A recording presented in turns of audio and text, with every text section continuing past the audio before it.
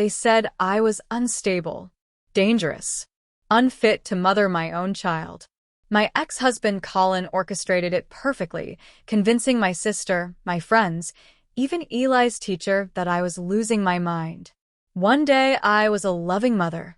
The next, I was watching my 10-year-old son being driven away while strangers debated my sanity in courtrooms. But they made one critical mistake. They left evidence. Text messages, bank records, security footage. And as I gathered each piece, a terrible clarity emerged. This wasn't about my mental health. It was about my inheritance. My son. My life. They thought they were destroying me. Instead, they created the one thing more dangerous than their lies, a mother with nothing left to lose, and truth as her weapon. Just before we get back to it, I'd love to know where you're watching from today. And if you're enjoying these stories, make sure you're subscribed because tomorrow's special episode is one you definitely don't want to miss. The sound of Eli's laughter drifted through our small apartment as he built an elaborate fortress out of couch cushions. At 10 years old, my son was my entire world, his messy brown hair and bright eyes the center of my universe since Colin and I divorced 3 years ago. "Mom, look. It's impenetrable," Eli declared, hiding behind his cushion wall. "Absolutely unbreachable," I agreed, pretending to look for a way in. "Good thing I'm a giant." I reached over and tickled him, his giggles filling our home with joy. These moments were what I lived for, the peaceful aftermath of a storm named Colin Thompson. The divorce had been brutal but necessary after years of subtle manipulation and gaslighting. Now it was just Eli and me, and while our life wasn't perfect, it was ours. I didn't notice the first whispers of trouble until Sarah, my co-worker at the bookstore, gave me a strange look over our Tuesday morning coffee. "Are you feeling okay lately, Abigail?" she asked, her eyes not quite meeting mine. "I'm fine," I said, stirring my latte. "Why?" "No reason," she replied too quickly. "You just seem different." Walking away, I felt a chill, the same sensation I used to get when Colin would suggest I was overreacting or being too emotional about his late nights with colleagues. By the end of the week, I'd caught Mark and Jessica, friends I'd known for years, exchanging glances when I mentioned Eli's upcoming science fair project. "What?" I asked directly. "Nothing," Mark said, shifting uncomfortably. "It's just, are you getting enough sleep? You seem a little off." The seed of doubt was planted. That night, I studied myself in the bathroom mirror. Did I look tired? Was something wrong with me that I couldn't see? When my sister Rachel arrived for her monthly visit that weekend, things got worse. She walked through my apartment like a health inspector, picking up stray toys and frowning at the dishes in the sink. "Keeping up with housework is challenging for anyone," she said, her tone carefully neutral. "Especially single moms." "The house isn't that messy, Rachel," I replied defensively. She moved to the kitchen, opening my refrigerator. "When was the last time you went grocery shopping? There's hardly anything in here." "I'm going tomorrow," I said, irritation rising. "What's with the interrogation?" Rachel crouched beside Eli, who was coloring at the coffee table. "Hey, buddy, how are you doing? You look a little thin." My son shrugged. "Ai fine, aunt Rachel." "Is your mom making dinner every night?" Something in my chest tightened. "Rachel, what are you doing?" She straightened, crossing her arms. "I'm just concerned, Abigail." "We all are." "Who's we all?" I demanded. Rachel sighed dramatically. "Have you been sleeping? You have dark circles under your eyes." "I've been busy with work and—" "Maybe you should consider getting some help," she interrupted. "Even just a few hours a week." That night, after Rachel left and Eli was asleep, I sat on the edge of my bed, her words echoing in my mind. Was I neglecting Eli somehow? Was I missing something obvious? 3 days later, Mrs. Anderson, Eli's teacher, called me. "Mrs. Miller," she began carefully, "I wanted to check in about Eli." "Is something wrong?" My grip tightened on the phone. "He seems distracted lately. A bit frightened, even." I wondered if everything was okay at home. My heart dropped. "Of course everything's okay. Why would you think otherwise?" Mrs. Anderson hesitated. It's probably nothing. Children go through phases. I just thought I should check in. That afternoon, I studied Eli as he did his homework. He seemed perfectly normal, focused, occasionally frustrated with math problems, but never frightened. What was Mrs. Anderson seeing that I wasn't? Is everything okay at school, buddy? I asked casually. Yeah, he answered without looking up. Why? Just wondering if you're having any problems with your teachers or friends. Eli franker. No. Everything's fine, Mom. I believed him, but doubt had taken root, growing deeper by the day. A week later, the doorbell rang. I opened it to find a woman in a blazer, holding a clipboard. Abigail Miller? I'm Karen Wilson from Child Protective Services. We received an anonymous report concerning your son, Eli. I need to conduct a wellness check. The words hit me like a physical blow. There must be some mistake, I stammered. I'm sure it's routine, she said, though her eyes swept past me into the apartment. May I come in? For the next hour, Karen inspected our home, asked me questions about my parenting, and spoke briefly with Eli. She seemed satisfied, mentioning that the apartment was adequately maintained and Eli appeared well-adjusted. Sometimes these reports are made out of genuine concern, she explained as she prepared to leave. Other times, unfortunately, they're made maliciously. Who would do that? I asked, my voice barely above a whisper. The report is anonymous, Ms. Miller. I can't disclose that information. After she left, I sat on the couch, trembling. Someone had reported me to CPS. Someone thought I was an unfit mother. 2 days later, I heard a knock that changed everything. When I opened the door, Colin stood there, my ex-husband, perfectly groomed in his expensive suit, looking every bit the successful businessman he portrayed himself as. Abigail, he said, his voice dripping with false concern. We need to talk. I gripped the doorframe. We have nothing to talk about. I've been hearing concerning things about you and Eli. From who? I demanded. From several people, he said vaguely. I'm worried. You haven't been worried about us for 3 years, I shot back. You barely even use your visitation. Colin's face hardened slightly. Maybe that should change. Maybe Eli would be better off with more stability. The threat hung in the air between us. Custody. He was talking about changing custody. Get out, I said, my voice shaking. Abigail, be reasonable. I slammed the door in his face, then leaned against it, sliding to the floor as tears threatened to overflow. What was happening? Why now, when things had been going so well? The next morning, I received an email from my landlord. Ms. Miller, I've had complaints from several neighbors about loud yelling coming from your apartment late at night. As you know, our lease agreement includes noise restrictions. I stared at the screen in disbelief. There had been no yelling. Eli and I were both in bed by 9 most nights. I hadn't even had visitors recently, except for Rachel. When Rachel called that evening, her voice was soft, practiced. Abigail, we're all concerned about you. Who is we, Rachel? You keep saying that. Your friends, your coworkers. Even Eli's teacher reached out to me. His teacher called you? I felt betrayed. Why would she do that? Because people care about you, Abby. She paused.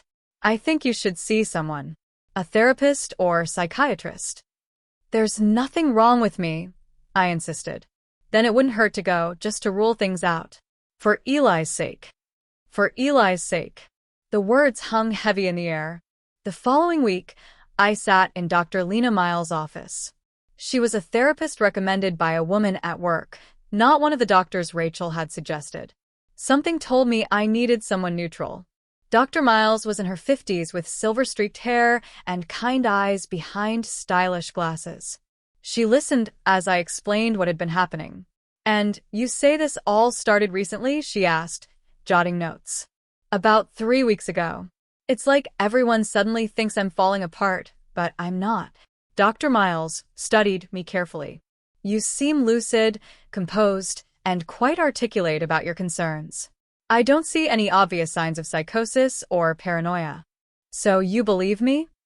I asked, surprised by how much I needed someone to say yes. I believe you're experiencing what you're describing, she said carefully. And I find it interesting that these concerns all surfaced around the same time. She tapped her pen against her notepad. I'd like to document our sessions very carefully, if that's all right with you. Of course, I said, relief washing over me. For the next 2 weeks, I saw Dr. Miles twice weekly. Each time, she documented my mental state, my responses, my reasoning. Just in case, she'd said, though neither of us verbalized what in case might mean. Then came the day that confirmed all my fears. I picked Eli up from school, as usual. We went to the park, had dinner, completed homework, and read together before bed. A normal, peaceful evening. The next morning, I went to wake him for school and found his bed empty. Heart racing, I checked the bathroom, the living room, the kitchen. I called his name, my voice growing more frantic with each passing second. I tried Rachel, but she didn't answer. I was about to call the police when my phone buzzed with a text. It was from Colin. Eli is with me. My lawyer will be in touch. 20 minutes later, the email arrived. Colin had filed for emergency custody, claiming I was mentally unstable and a danger to our child. The court had granted temporary custody until a hearing could be arranged. I collapsed onto Eli's bed, clutching his stuffed dinosaur to my chest, my world shattering around me. Memory has a way of surfacing when you least expect it, of reminding you of warnings you should have heeded.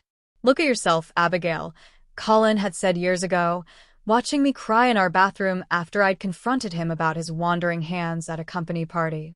You're falling apart. Thank God I'm here to hold things together. He'd convinced me I was overreacting, that I'd imagined the way he'd touched his assistant. By morning, I was apologizing to him. This memory burned in my mind as I sat across from Dr. Maxwell Phillips, the court-appointed psychiatrist evaluating my mental fitness.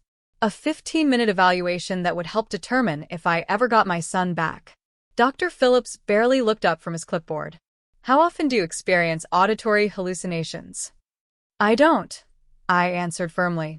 Your sister reports that you called her at 2 a.m. screaming about shadows in your apartment. That never happened, I said, my voice rising. Rachel is lying. Dr. Phillips made a note. Paranoid ideation regarding family members. I'm not paranoid. She's making things up. Another note. More loaded questions, more denials, more notes. When it was over, Dr. Phillips shook my hand with clinical detachment. We'll have the results for the court hearing next week. I left his office feeling like I'd been ambushed. Whatever case Colin was building, it was far more elaborate than I'd realized. I called and Fitzgerald, a family law attorney recommended by Dr. Miles. When we met and reviewed the emergency custody filing with sharp, knowing eyes. They're building a case that you're mentally unstable, she explained. Your ex-husband, your sister, even some of your neighbors have provided statements. What did the statements say? I asked, hands trembling. That you've been behaving erratically. Yelling at night, talking to yourself, expressing paranoid beliefs that people are conspiring against you. None of that is true. And nodded. I believe you. But we need more than your word against theirs. The first court hearing was a nightmare. Colin sat at one table with his expensive lawyer, James Whitaker, looking appropriately concerned in his tailored suit. I sat at another with and, trying not to fidget or appear unstable. The worst moment came when Rachel took the stand. My own sister, whom I'd grown up with, played with, loved completely, was about to betray me. Ms. Miller, can you describe your sister's recent behavior? Colin's lawyer asked. Rachel dabbed at her eyes with a tissue. It's been terrifying to watch. Abigail has always been sensitive, but in the past few months, she's been hallucinating. She called me at 2 a.m. once, screaming about shadows in her apartment trying to take Eli. That's a lie. I whispered frantically to Anne, who squeezed my arm in warning. Has she expressed paranoid beliefs to you? The lawyer continued. Rachel nodded solemnly. She thinks people are watching her, following her. She thinks Colin is trying to hurt her, when all he's ever done is try to help. By the time Dr. Phillips testified about my clear signs of paranoid personality disorder with possible psychotic features, the damage was done. The judge ruled that temporary custody would remain with Colin, with supervised visitation for me twice a week, pending further psychological evaluation. As the gavel came down, Colin caught my eye across the courtroom. Just for a moment, his mask slipped, and I saw a flicker of triumph in his expression. The following Wednesday, I sat in a sterile visitation room, waiting for Eli. When he finally came in, he ran to me, throwing his arms around my waist. Mom. I missed you so much. I held him tight, breathing in the scent of his hair. I missed you too, buddy. Are you okay? Are they treating you well? Eli nodded, but his eyes darted to the supervisor sitting in the corner. Dad says you're sick and need to get better before I can come home. My heart cracked. Eli, I'm not sick. I promise you. Then why can't I live with you? His voice was small, confused.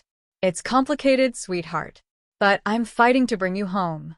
When it was time to leave, Eli slipped something into my hand, a folded piece of paper. Later, in my car, I carefully unfolded it, a crayon drawing of the two of us holding hands with the words, I miss you, but Dad says you're sick. That night, I discovered Colin had shared a video on social media titled Mental Health Crisis, The Importance of Intervention. The video showed edited clips of me, crying in my car after therapy, talking to myself while sorting laundry, looking disheveled while grabbing the mail, all ordinary moments manipulated to make me look unhinged. The comments were worse. So brave of you to protect your son. She clearly needs help. Thank God you got custody. People I'd known for years, neighbors, coworkers, parents from Eli's school, all weighing in on my mental stability based on manipulated footage. My phone began buzzing with text messages. Some expressed concern. Others simply informed me they couldn't be in contact anymore. Jessica, who I'd considered a close friend, wrote, I think it's best if we take a break from our friendship while you work on your health. Mark didn't even text. He just unfriended me on social media. Within days, my support system had crumbled. The isolation was suffocating. Without Eli, without friends, I felt myself slipping into darkness. Maybe they were right. Maybe I was losing my mind. No. That thought was Colin's voice in my head, not mine. I pulled out a notebook and began to write. Every strange incident, every person who'd suddenly questioned my stability, every suspicious timing. I documented phone calls, saved emails, printed screenshots. I created a timeline that started with Rachel's visit and ended with Colin's custody filing. When I showed it to Dr. Miles at our next session, her expression grew grave. This is methodical, organized thinking, she said, flipping through my notes. Not the work of someone experiencing psychosis. But no one believes me, I said, despair creeping into my voice. Dr. Miles set down the notebook. I believe you, Abigail. And I suspect your sister and ex-husband are colluding. Ich zerrte her. Why would Rachel help Colin take Eli from me? That's what we need to figure out. She hesitated. Would you be willing to let me testify again? As an expert witness this time, not just a treating therapist. For the first time in weeks, I felt a spark of hope. You would do that? What's happening to you isn't right, she said simply. That weekend, I had another supervised visit with Eli. He looked thinner, with dark circles under his eyes that matched my own. Dad and Aunt Rachel argue sometimes. He confided when the supervisor stepped out to take a call. About money and stuff. What kind of stuff? I asked carefully. Eli Franket. I dunno. But they stopped talking when I come in the room. After the visit, I decided to drive by Rachel's apartment. I needed answers. As I approached her building, I saw Colin's sleek black Audi parked outside. Rather than confront them, I parked across the street and watched. Through her ground floor window, I could see them sitting close together on her couch, heads bent over documents. They didn't look like enemies. They looked like partners. I should have left then, but something kept me rooted in place. After about 20 minutes, Rachel adjusted her window, leaving it cracked open. The evening air carried fragments of their conversation to where I sat. Need to make this permanent. Colin's voice. Can't risk her finding out. Rachel. Psych ward if necessary. My blood ran cold. They weren't just trying to take Eli temporarily. They wanted me committed. Out of the picture entirely. I fumbled for my phone and hit record, praying I could capture something incriminating. But they had moved away from the window, their voices now just murmurs. I drove home in a daze, my mind racing. Why would my own sister want me out of the way so badly? What could possibly be worth destroying my life? The answer came to me in the middle of the night, jolting me awake with its clarity. Mom's inheritance. The trust fund she'd left me, substantially larger than Rachel's. Rachel's portion had been restricted, doled out in small amounts over time, because Mom had worried about her spending habits. But mine was accessible. If I were declared incompetent, who would control it? My next of kin. My sister. And Colin? He had always been motivated by money. Always. The next morning, I called Dr. Miles. I need to find out more about what they're planning, I said. I think I know why, but I need proof. Abigail, be careful, she warned. If they catch you investigating them, they'll use it against you. I don't have a choice. They're trying to take everything from me. Dr. Miles was quiet for a moment. I know someone who might be able to help. A private investigator named Cal Monroe. He's an ex-cop who works pro bono for victims of abuse. Do you think he'd help me? I think once he hears your story, he won't be able to resist. Cal Monroe looked nothing like I expected. No trench coat, no weathered face, just a stocky, middle-aged man with intelligent eyes and a military straight posture that betrayed his law enforcement background. We met in Dr. Miles' office, neutral territory, where I felt safe. Tell me everything, he said after brief introductions. From the beginning. I recounted the strange progression of events, Rachel's visit, the teacher's call, the CPS check, Colin's reappearance, the landlord's complaints, and finally, losing Eli. Cal listened without interruption, occasionally jotting notes in a small black notebook. And you believe this is about your inheritance? He asked when I'd finished. It's the only explanation that makes sense. Rachel's trust is restricted. She can only access small amounts at a time. Mine isn't. How much are we talking about? I hesitated. Just over $2 million. Our mother was careful with her investments. Cal wyślę cufli. That's certainly motive. First things we need is hard evidence of their collaboration and confirmation of that motive. That night, I returned to Rachel's apartment with a digital recorder. Through her partially open window, I heard them arguing. Taking too long, Rachel was saying.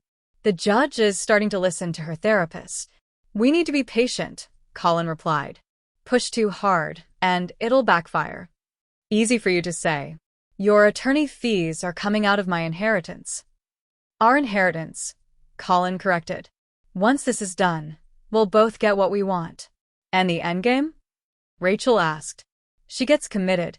You become Eli's guardian and trustee of the fund. We split it. Simple. I pressed my hand over my mouth to stifle a gasp. There it was, the confession. I checked my recorder. The red light blinked steadily. When I played the recording for Cal the next day, his expression darkened. This is good, but inadmissible in court. You recorded them without consent. Then what good is it? I asked, frustrated. It tells us where to look. Cal tapped the recorder. Now we know exactly what we're dealing with. Over the next week, Cal worked tirelessly, digging into Colin's past. What he uncovered shocked even me. Your ex had a restraining order filed against him by a former girlfriend named Laura Bennett, Cal reported. She claimed he gaslighted her, told everyone she was mentally ill. Sound familiar? What happened to her? She left town suddenly, moved to Arizona. I tracked her down, and she's willing to provide a written statement. Meanwhile, I had my own breakthrough.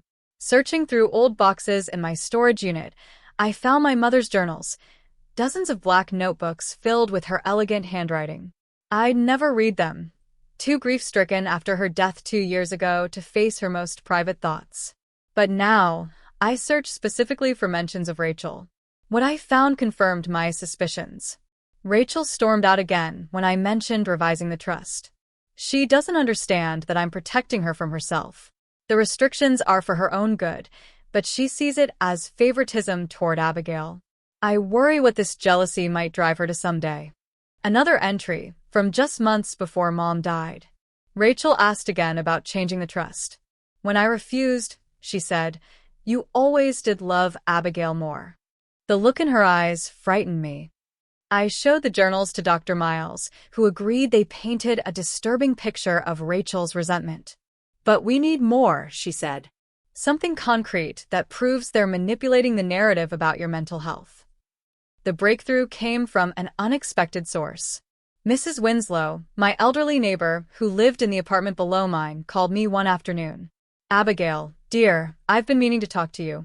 These rumors about you yelling at night, they're simply not true. I'm right below you, and I'm a very light sleeper. If you were having episodes, I would hear them." I drove to her apartment immediately.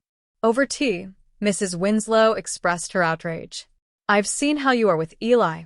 Always patient, always kind. When they interviewed me, I told them the same thing." "They interviewed you?" I asked, surprised. "Some man claiming to be from the court asked if I'd heard disturbances. When I said no, he seemed disappointed." She patted my hand. "I'd be happy to testify for you, dear." With Mrs. Winslow's statement, Cal's investigation into Colin, and my mother's journals, we were building a case. But we needed something definitive, something that couldn't be explained away. Cal suggested we focus on the medical records Colin had submitted to the court, which allegedly showed I'd sought psychiatric help in the past. "These documents look suspicious," he said, spreading them on Dr. Miles' desk. "The formatting is inconsistent." Dr. Miles examined them carefully. "These aren't standard clinical notes. And this signature." She pointed to a doctor's name at the bottom. "I know Dr. Warren. This isn't his signature." "You think they're forged?" I asked. "I'd bet my license on it," Dr. Miles replied grimly. As Cal worked on tracking down the real Dr. Warren to confirm the forgery, I made another discovery through social media. Colin had recently gotten engaged to Melissa Baker, Rachel's best friend since college. But according to Eli, Colin was staying at Rachel's apartment most nights. "Dad sleeps on the couch," Eli had mentioned during our last visit. He and Aunt Rachel stay up late talking. A quick call to a mutual friend confirmed that Melissa had no idea Colin was spending his nights at Rachel's. She thought he was working late shifts for a special project. "This is perfect," Cal said when I told him. "We can bring her in as a witness. If Colin is lying to his fiancée, it suggests he's capable of other deceptions." I had one more card to play, my father, Richard Miller. We'd been estranged for years, mostly because he couldn't stand Colin. After the divorce, our relationship had remained distant, complicated by his remarriage and move to Florida. When I called him, explaining everything that had happened, he was silent for a long moment. "Dad," I prompted. "I'm booking a flight," he said simply. 2 days later, we sat across from each other at a quiet cafe. At 65, he looked older than I remembered, his once dark hair now completely gray. "I never trusted Colin," he said, stirring his coffee. "Or Rachel, for that matter." "You didn't trust Rachel?" This surprised me. Dad sighed. "When you girls were teenagers, your mother and I caught Rachel stealing your college fund money. We never told you because she seemed genuinely remorseful. Your mother insisted on getting her help, therapy, financial counseling. That's why your mother set up those restrictions in her trust. Why didn't you ever tell me this?" "We thought it was behind her, that she'd grown up." He looked pained. "I should have warned you when your mother changed her will." Rachel was furious. My father's testimony would be powerful, evidence of Rachel's history of financial jealousy and deception. The final piece fell into place the day before the trial. Cal called with news that felt like divine intervention. "I found security footage from your apartment building," he said, his voice triumphant. "Remember that night Colin claimed you were screaming and throwing things? The footage shows you weren't even home. You were at the grocery store from 7:15 to 8:30 p.m. That proves they're lying," I breathed. "It proves that specific claim is false," Cal corrected. "But combined with everything else we've gathered, it tells a compelling story of conspiracy and fraud." That night, I sat in my empty apartment, surrounded by evidence, journals, statements, records, recordings. For the first time in months, I felt something other than fear and desperation. I felt ready. Tomorrow, the truth would come out. And nothing would ever be the same again. The morning of the trial, I woke before dawn. Sleep had been elusive, my mind racing with all the ways today could go wrong. I showered, dried my hair, and put on the navy blue dress and had suggested, conservative but not severe, confident but not aggressive. The perfect outfit for a mother fighting for her child. "Ready?" Cal asked, meeting me outside the courthouse. He wore a suit that had seen better days, but his eyes were sharp and focused. "As ready as I'll ever be," I replied. The courtroom was smaller than I'd expected, already packed with spectators. News of our case had spread through the local legal community. A mother accused of mental instability, fighting accusations from her ex-husband and her own sister. It had all the drama people craved. Colin sat at one table with his attorney, James Whitaker, a man whose reputation for ruthlessness preceded him. Colin looked polished and concerned, the picture of a worried father. I spotted Eli sitting in the back row with a court-appointed guardian, his small face serious and confused. My heart ached to go to him, but I couldn't. Not yet. Rachel sat behind Colin, her expression appropriately solemn. Next to her was a man I recognized as Dr. Phillips, the psychiatrist who'd evaluated me for 15 minutes and declared me unstable. "Don't look at them," and whispered. "Focus on me, the judge, your witnesses. Nothing else matters." Judge Patricia Winters entered, a stern-faced woman in her 60s. Her reputation for fairness gave me hope, but her expression revealed nothing as she called the court to order. "Today we're hearing the case of Miller versus Miller, regarding custody of minor child Elijah Miller, age 10, she began. "Mr. Whitaker, please present your case." Colin's lawyer rose, buttoning his expensive suit jacket. "Your Honor, we will prove that Abigail Miller is suffering from paranoid personality disorder with psychotic features, making her an unfit parent for her son Eli. We will show evidence of disturbing behavior, including hallucinations, violent outbursts, and delusions that have placed her child at risk." As he spoke, I gripped the edge of the table, knuckles turning white, and placed her hand over mine, a silent reminder to stay calm. "Furthermore," Whitaker continued, "we will demonstrate that Ms. Miller has a history of mental health concerns that she has hidden from this court. Her ex-husband, Colin Miller, seeks permanent custody to provide a safe, stable environment for their son." Judge Winters nodded. "You may call your first witness." The plaintiff calls Rachel Thompson, the respondent's sister. Rachel walked to the witness stand, her steps measured and confident. After being sworn in, she sat primly, hands folded in her lap. "Miss Thompson, please describe your relationship with your sister." "We've always been close," Rachel said, her voice soft with manufactured concern. "Growing up, I always looked out for her. Abigail has always been sensitive, emotional." "When did you first notice concerning changes in your sister's behavior?" Rachel dabbed at her eyes with a tissue. "About 6 months ago. She started calling me with strange concerns, claiming people were watching her apartment, following her in stores. At first, I thought it was just anxiety, but it got worse." "Worse how?" Whitaker prompted. "She called me in the middle of the night once, hysterical, screaming about shadows trying to take Eli. When I suggested she might need help, she accused me of conspiring against her." My blood boiled at these blatant lies, and squeezed my arm in warning. "Had you ever observed her behaving erratically around her son?" Rachel nodded solemnly. "Several times. Once, she was so paranoid she wouldn't let Eli go to school for 3 days. She yelled at him for no reason. The poor boy was walking on eggshells." "None of that is true," I whispered to Anne.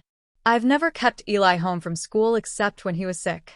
"We'll address it in cross-examination," and assured me. For nearly 40 minutes, Rachel painted a picture of me as increasingly unstable, delusional, paranoid, potentially violent. Tears streamed down her face as she described how worried she'd been, how she'd only contacted Colin out of desperate concern for Eli. By the time Anne stood for cross-examination, the courtroom atmosphere had shifted. I could feel the judgment from the gallery, the sidelong glances, the whispers. "Miss Thompson, and began, her voice crisp. You testified that you and your sister have always been close. Is that accurate? Rachel nodded. Yes, very close. Then why did Abigail not list you as Eli's guardian in her will? Why was her friend Jessica listed instead? Rachel blinked. I don't know. You'd have to ask her. I'm asking you. And paced slowly. Could it be because your relationship wasn't as close as you claim?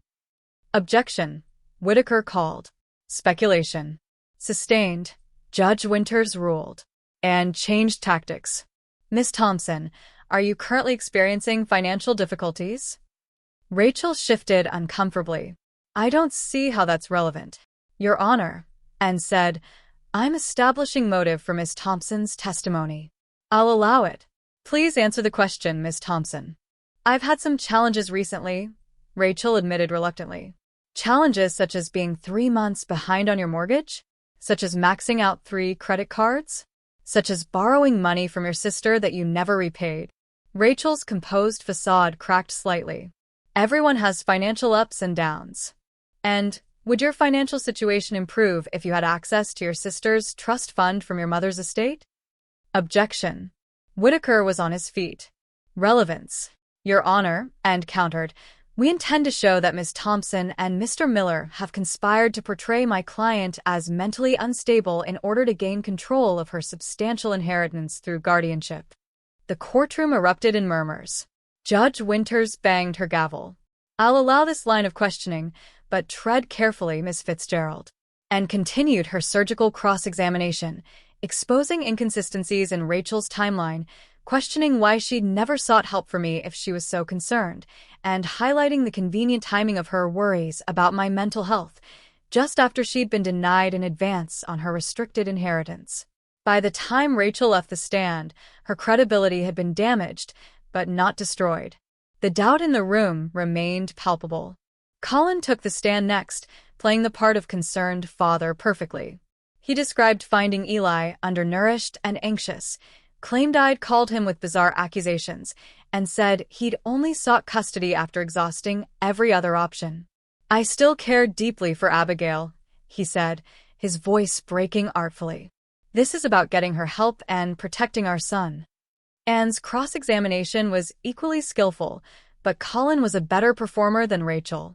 He acknowledged our difficult divorce, but insisted his only concern was Eli's welfare. When Anne questioned him about staying at Rachel's apartment, he claimed it was to be close to Eli during the transition.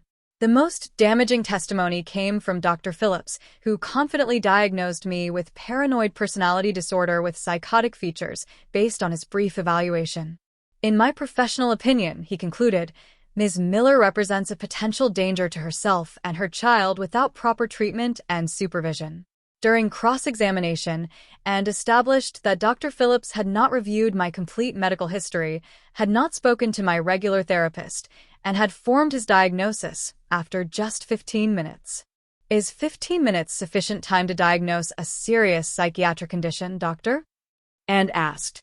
In clear cases, yes, he replied without hesitation.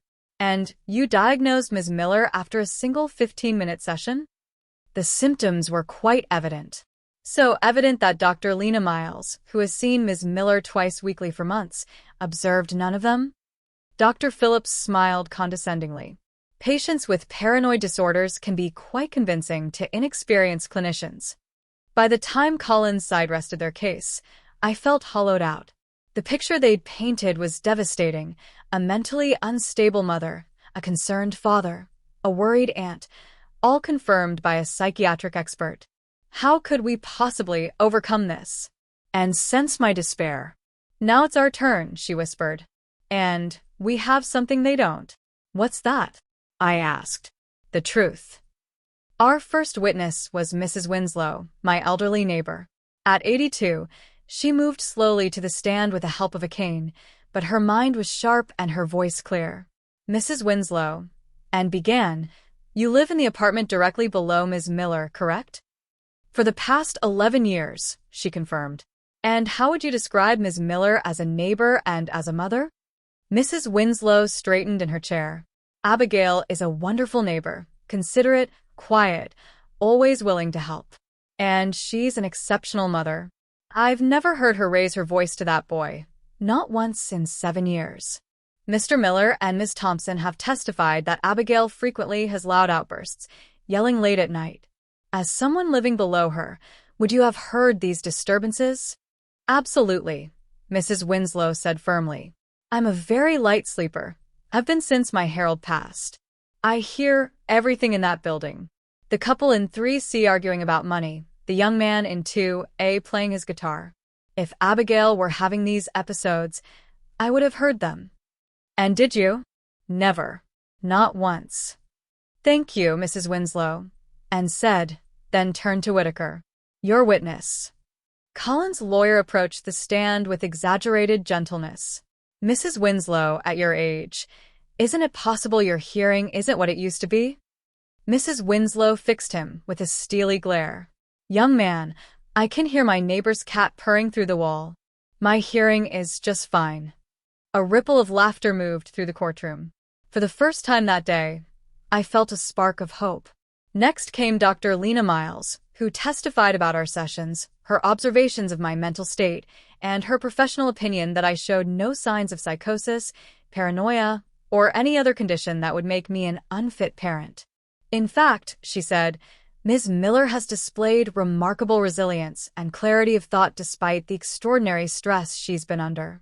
Her concerns about her ex-husband and sister have been expressed rationally and are consistent with the evidence I've seen. Whitaker's cross-examination focused on trying to discredit Dr. Miles as less qualified than Dr. Phillips, suggesting she was biased in my favor. Isn't it true that you took Ms. Miller on as a patient specifically to help her custody case? He asked. No, Dr. Miles replied calmly. I took her on because she needed help navigating a difficult situation. My role is to support my patient, not to serve as a character witness. I'm here today because what I've observed directly contradicts Dr. Phillips' assessment, and I believe the court should have all the facts. Cal Monroe testified next, his law enforcement background lending weight to his findings. He presented the security footage from my apartment building, showing I wasn't home during one of the alleged episodes. He detailed Colin's history of similar accusations against an ex-girlfriend, supported by a notarized affidavit from Laura Bennett. The most powerful moment came when Cal presented financial records showing Rachel had attempted to access my trust fund information 3 times in the months before the custody battle began, and phone records revealing dozens of calls between Rachel and Colin that they had both denied. Based on my investigation, Cal concluded, there is a clear pattern of collusion between Mr. Miller and Ms. Thompson, aimed at portraying Ms. Miller as mentally unstable. Our final surprise witness was Melissa Baker, Colin's fiancée. She entered the courtroom looking nervous but determined, avoiding Colin's shocked gaze. Ms. Baker, and began, how long have you been engaged to Colin Miller? 6 months, she replied, her voice barely audible. And were you aware that during this engagement, Mr. Miller has been staying at Rachel Thompson's apartment most nights? No, Melissa said, her voice stronger now. He told me he was working late or staying at a friend's closer to the office. When did you discover the truth? 3 days ago, when Mr. Monroe showed me evidence. She straightened her shoulders. Colin told me Abigail was dangerous and unstable. He used that to explain why he needed emergency custody. I believed him, until I saw the proof that he'd been lying to me about everything. Colin's face had gone pale. Rachel was staring at the floor. The tide had turned. The final moment came when Judge Winters asked if Eli could speak with her privately.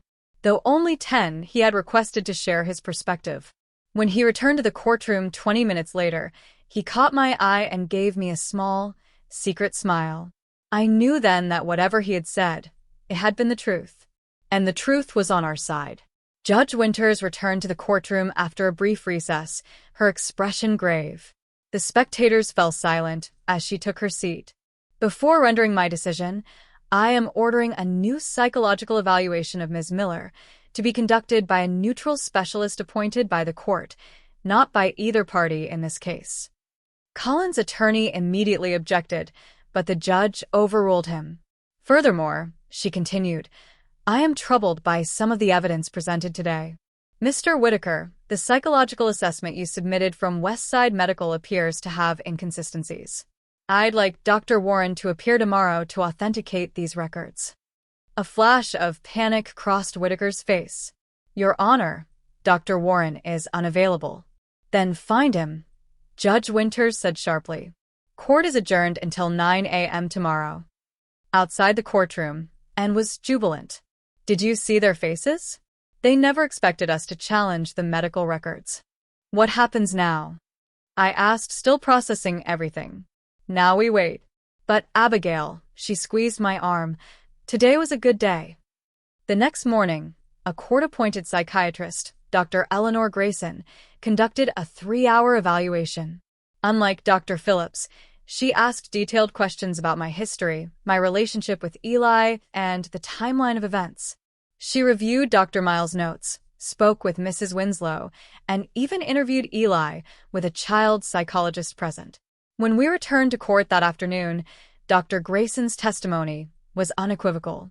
I find no evidence of paranoid personality disorder, psychosis, or any other condition that would impair Ms. Miller's ability to parent effectively, she stated. In fact, given the circumstances she's endured, her psychological resilience is remarkable. Dr. Warren, finally located by court officers, testified next. The thin, bespectacled man examined the medical records allegedly from his practice. These are forgeries, he said simply. I've never treated Abigail Miller. These are not her forms, that is not my signature, and some of these diagnostic codes don't even exist. The courtroom erupted. Judge Winters banged her gavel repeatedly. Order. I will have order. When calm was restored and requested permission to present additional evidence. Judge Winters agreed, her expression hardening. Cal took the stand again, this time with financial records that told the full story. We've obtained bank statements showing Mr. Miller attempted to access Ms. Miller's trust fund using a fraudulent power of attorney document 3 weeks before filing for emergency custody, he testified, passing the documents to the judge. Furthermore, Cal continued, text messages recovered from Ms. Thompson's phone clearly show she and Mr. Miller discussing how to make Ms. Miller appear unstable. The texts were displayed on a screen for the court to see. Colin, how's our plan coming along? Rachel, good. Planting seeds with her friends. Suggesting she's having episodes. Colin, perfect. Keep pushing. We need her to look unstable enough for emergency custody. Rachel, what if she figures it out? Colin, then we push harder. Make her snap for real. Either way, we get what we want. Colin was on his feet, shouting that the messages were fake. Rachel had gone pale. Judge Winters called for order again, her patience clearly wearing thin. When Colin and Rachel were both ordered to take the stand, they each blamed the other, their carefully constructed story falling apart under pressure. Then came the most powerful moment of the trial, and asked to submit one final piece of evidence, a letter my mother had written to me before her death, included with her will but never shared with Rachel. With the judge's permission, I read it aloud, my voice trembling with emotion. My dearest Abigail, if you're reading this, I am gone, and you've received your inheritance. I've always known you would use it wisely, for yourself and for Eli. I must warn you about your sister. Rachel's jealousy has always run deeper than you know. When you were children, she would break your toys, then cry and blame you. As adults, she's resented your stability, your success, your happiness. The restrictions on her inheritance weren't meant as punishment, but protection, for her from herself and for you from her manipulations. I fear she may still try to take what isn't hers. Trust your instincts, my darling girl. You've always seen the truth, even when others tried to hide it. All my love, Mom. There wasn't a dry eye in the gallery. Even Judge Winters seemed affected, removing her glasses to dab at her eyes. In the sudden silence that followed, a small voice called out, I want to go home with my mom. Eli had stood up, tears streaming down his face. They told me to say bad things about her, but I didn't want to. I want my mom. The court guardian tried to quiet him, but Judge Winters raised her hand. Let the child speak, she said. This case is about his welfare, after all. Eli walked to the front of the courtroom, his small shoulders squared with determination. My dad and Aunt Rachel told me Mom was sick and needed to go to a hospital. They said if I didn't help them, I might never see her again. His voice grew stronger. But Mom's not sick. They're the liars. Colin began to protest, but Judge Winters silenced him with a look. Young man, she said to Eli, thank you for your courage. You may return to your seat now. Judge Winters didn't even leave the courtroom to deliberate. Her decision was immediate and definitive. Based on the evidence presented, I am awarding full custody of Elijah Miller to his mother, Abigail Miller, effective immediately. Mr. Miller will have supervised visitation only, pending a full investigation into allegations of fraud, perjury, and attempted custodial interference. She turned her stern gaze to Rachel. Miss Thompson, you are hereby ordered to remain within the jurisdiction of this court pending criminal charges of fraud, conspiracy, and perjury. To my attorney, she added, Ms. Fitzgerald, please ensure Ms. Miller and her son are escorted safely home today. As the gavel came down, Eli broke free from the guardian and ran to me. I caught him in my arms, holding him tightly as years of tension and fear dissolved into tears of relief. Over Eli's shoulder, I saw Rachel being escorted from the courtroom. Colin had already disappeared, likely trying to flee before he could be detained. As we walked out into the sunshine, and touched my arm gently, Abigail, she said quietly, what you just did, you just shattered one of the most dangerous custody setups I've ever seen. You didn't just win back your son. You exposed a tactic that's been used against vulnerable parents for years. This case could change things for others. I nodded, unable to speak through my tears, holding Eli's hand as if I'd never let it go again. 3 months after the trial, Eli and I stood in front of a small craftsman house in Millfield, a quiet town 2 hours from the city. The real estate agent handed me the keys with a smile. It's all yours, she said. Welcome to your new home. As she drove away, Eli and I walked through the empty rooms, our footsteps echoing on the hardwood floors. 3 bedrooms, a sunny kitchen, a backyard with an old maple tree. It was everything we needed to start fresh. Can I have the blue bedroom? Eli asked, his voice echoing through the empty house. Of course, buddy, I replied, ruffling his hair. We can paint it any color you want. That night, we camped out in the living room with sleeping bags, our few belongings stacked in boxes around us. Through the windows, we could see stars, real stars, not the dim pinpricks visible through city light pollution. Mom, Eli whispered in the darkness. Yes, sweetie. Are we safe now? Really safe. I reached for his hand. Yes, we are. Rachel is facing charges. Your dad. He left the country, but they found him in Mexico last week. He can't hurt us anymore. Eli was quiet for a moment. I'm sorry I believed them. Even for a little while. You have nothing to be sorry for, I said firmly. They were adults you trusted. They took advantage of that. None of this was your fault. In the weeks that followed, we settled into our new life. Eli started at the local elementary school, where smaller classes and attentive teachers helped him recover from the trauma. I found a job at an independent bookstore in town, working hours that let me be home when Eli returned from school. We both continued therapy, no longer with Dr. Miles, who was too far away, but with Dr. Bennett, a kind-eyed man who specialized in family trauma. The sessions were painful at times, dredging up memories we'd both rather forget, but slowly, we began to heal. Recovery isn't linear, Dr. Bennett would remind us. There will be good days and hard days. The important thing is that you're facing them together. Cal visited us that autumn, driving up from the city for a weekend. He brought Eli a model airplane kit and me a security system for the new house. Just for peace of mind, he insisted. Over coffee on the back porch, while Eli played in the yard, Cal told me that Rachel's trial had been scheduled for January. The prosecutor is using her case to build a broader investigation, he explained. Apparently, Colin had done this before, not just with Laura Bennett, but with 2 other women. Rachel was his accomplice in at least one of those cases. How did they get away with it for so long? I asked. Gal siga. The system isn't built to catch this kind of abuse. It's subtle, calculated. But because of you, because you fought back and won, things might change. Before he left, Kel handed me a business card. I've started a new venture. Helping people like you. Parents fighting false allegations, victims of gaslighting and manipulation. If you ever want to share your story, help others, well, the door is open. I kept the card, tucked away in my bedside drawer. Not yet, but someday, perhaps. In November, I received an invitation to speak at Harmony House, a women's shelter in a neighboring town. At first, I declined. The thought of reliving my story in public made my stomach churn. But after a particularly good therapy session, I changed my mind. Standing before a room of women, some with visible bruises, others with wounds hidden deeper, I told my story for the first time.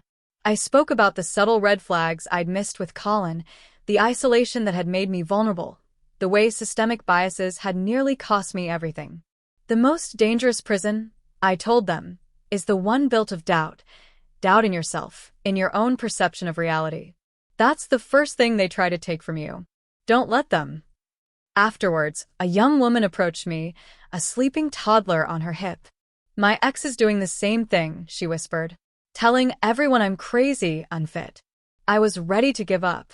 But now I'm going to fight. As winter settled over our small town, Eli and I created new traditions. We baked cookies every Sunday. We built snow forts in the backyard.